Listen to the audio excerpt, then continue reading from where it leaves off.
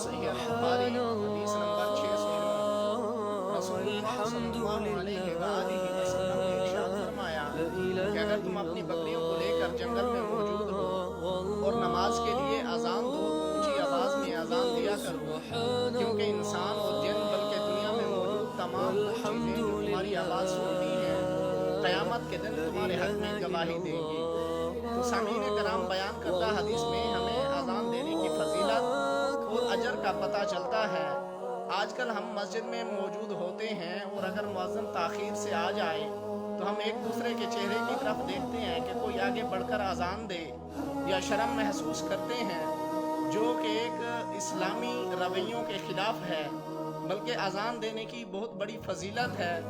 اگر ہمیں اس فضیلت کا علم ہو جائے تو ہم ایک دوسرے سے جھگڑا کرنے لگیں کہ آج اذان دینے کی میری باری ہے۔